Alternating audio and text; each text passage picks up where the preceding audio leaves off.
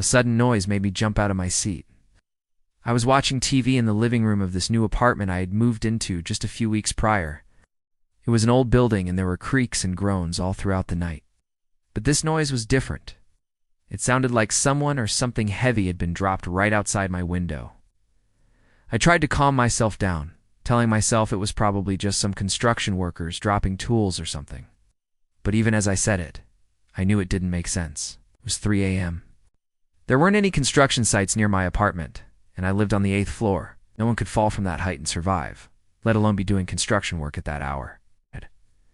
I decided to go check out the window anyway, just to make sure. As I walked towards it, a floorboard in the bedroom creaked, and I froze. I listened intently for a moment. Silence. Then I heard it again. The creak was coming from the floorboard in the bedroom closet. I didn't want to believe what I was thinking, but it felt wrong to ignore it. So I slowly opened the door to the closet and turned on the light. Inside, there were only my clothes hanging on the rack and some boxes stored on the floor. Nothing was moving. And of course, nothing was making the sound now. I closed the door and went back to the living room to watch more TV, trying to convince myself that everything was fine. Maybe I had just misheard the noise, or maybe I was just overreacting. But no matter how hard I tried, I couldn't shake the feeling that something wasn't right. It was until around 7 a.m. that the sun started coming up, and I finally felt safe enough to get out of bed. That's when I noticed something strange. There was a pair of footprints on the bedroom floor. They were right in front of the closet, and they looked like they were made by someone wearing hiking boots. I immediately called the police. When they arrived, they took a look at the footprints and told me they were most likely made by a large animal like a bear. Bears don't live in New York City. I told them that, and they told me that it must have been a very small bear. They found no other signs of forced entry and no evidence of a struggle. The police left after taking my statement, and I got ready for work.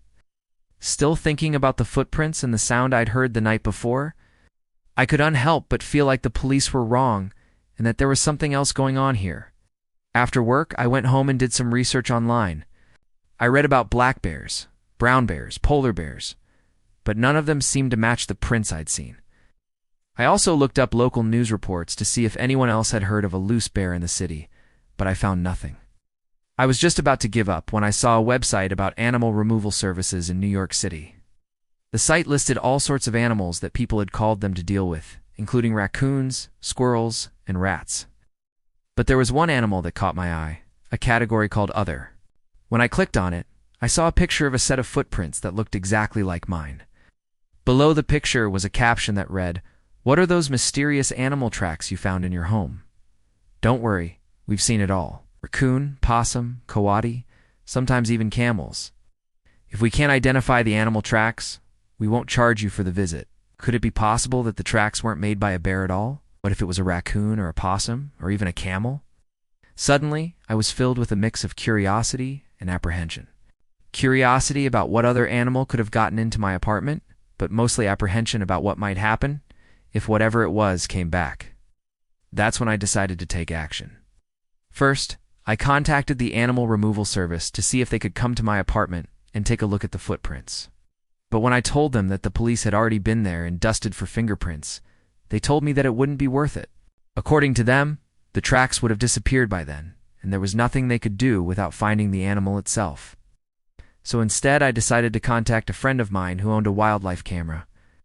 I explained the situation to him, and he agreed to lend it to me. The next morning, I got up early and went to the store to buy some trail mix. I figured that if the animal came back, the smell of food might be enough to lure it into the bedroom where I could catch it on camera.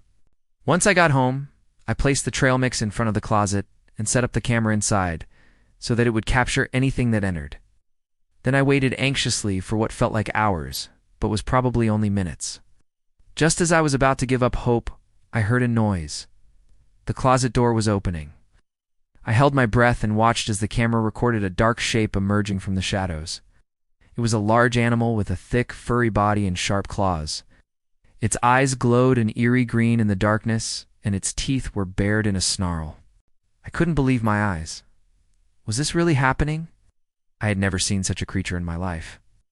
The animal took a few steps towards the trail mix and then disappeared back into the closet. I was scared, but also excited. I had never seen an animal like this before. What kind of wild animal was it? How did it get into my apartment, and why was it only coming out at night? I waited another hour, but nothing happened, so I decided to leave and go for a walk. I needed to clear my head and think about what to do next. Should I call the police again? Would they believe me if I told them about the animal, or should I just try to forget about it and hope that it didn't come back?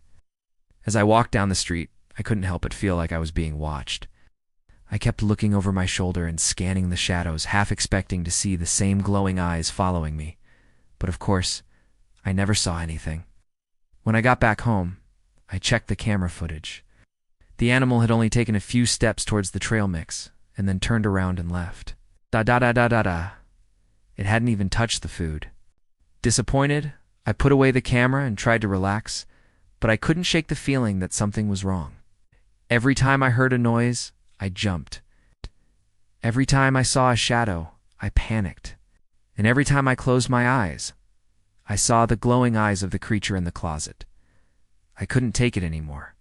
I had to know what was in the closet and how to get rid of it. The next day, I called a professional animal removal service and explained what had happened. The guy on the phone laughed and asked if I was serious. When I told him I wasn't joking, he agreed to come over and take a look. He arrived with a net and a trap. And when I showed him the footprints and the camera footage, he finally believed me. "This is definitely a bear," he said.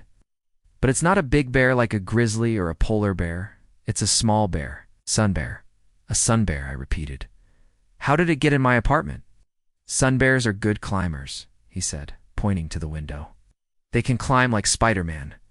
Also, they're great at getting into things that don't belong to them. Food, garbage, clothes, anything.